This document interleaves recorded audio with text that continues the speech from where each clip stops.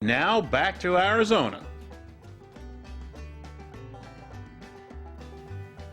At Two Guns, adjacent to the present-day Interstate 40, you'll find the silent remains of buildings and stone enclosures that mark what was once a thriving attraction for travelers in the region. Here, where a now closed bridge crosses Diablo Canyon, the Apache Death Cave, and a zoo, along with a gas station, store, cafe, cottages, and campground, provided entertainment and replenishment for drivers starting in the 1920s. Originally known as Canyon Lodge in the days before Route 66, Two Guns has quite a bloody and some say cursed history. In the 1870s, Apaches were making violent raids into this Navajo territory. As the story goes, after one particularly savage attack, the Apaches hid out in a cave in Diablo Canyon. The enraged Navajos stuffed the narrow cave entrance with brush and set it afire, with the end result being the deaths of about 50 Apaches as well as their horses. The remains were left where they lay in the cave until the 1920s, when the Apache Cave was opened to tourists.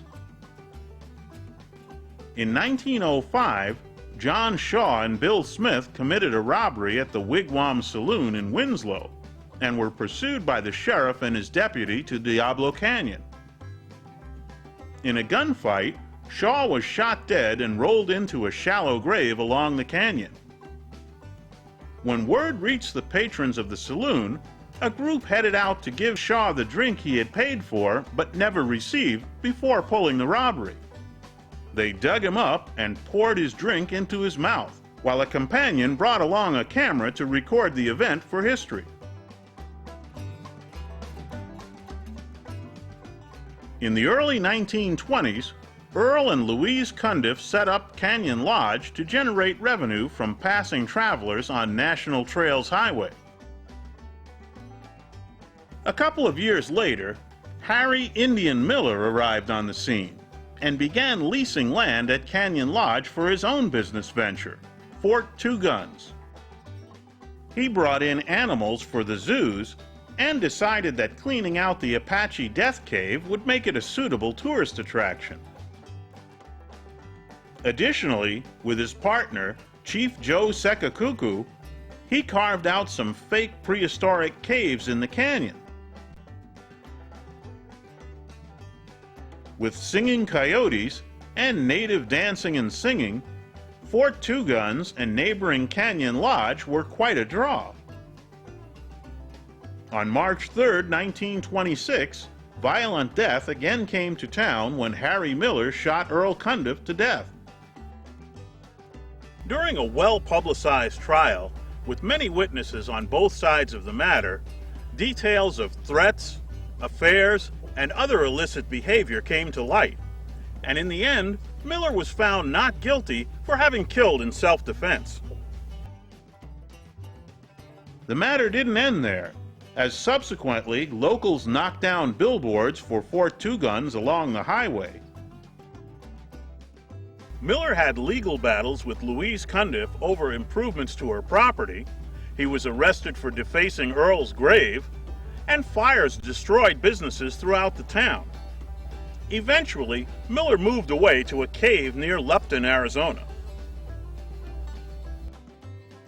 In 1934, Louise remarried and revitalized Two Guns and Miller's Zoo. New owners took over in 1963, only to have the property burned to the ground in 1971 after an explosion of the gas tanks. Intermittent efforts to revive the town have taken place since then, but none have met with lasting success. On our visit, we found a pretty desolate Two Guns.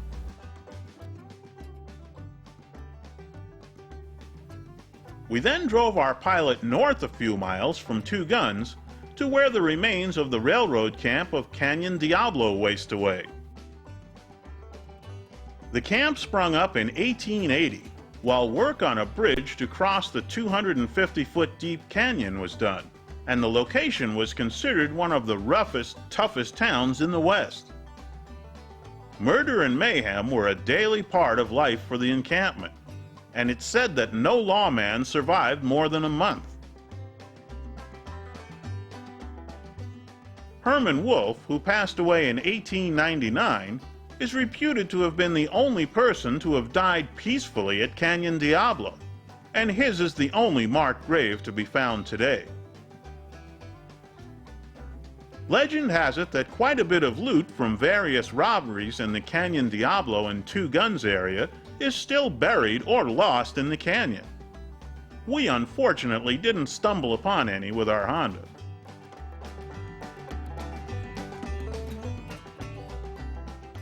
We then headed a bit farther west to another deep canyon that presented an obstacle for early travelers. Padre Canyon was finally spanned by a highway bridge in 1914, and we went in search of the now isolated but still standing structure. Crossing more than 100 feet above the canyon, Padre Canyon Bridge was originally part of the Flagstaff to Winslow Highway, then later served traffic on Route 66 from 1926 until 1937. The steep, curving approaches to the bridge had rendered it too dangerous for the increasing traffic on Route 66, and another bridge was opened in October of 1937, and the highway was realigned to what is present-day Interstate 40. The portion of the road leading to the old bridge is rough and rocky, but taking care, we were able to reach it with our Honda without a problem.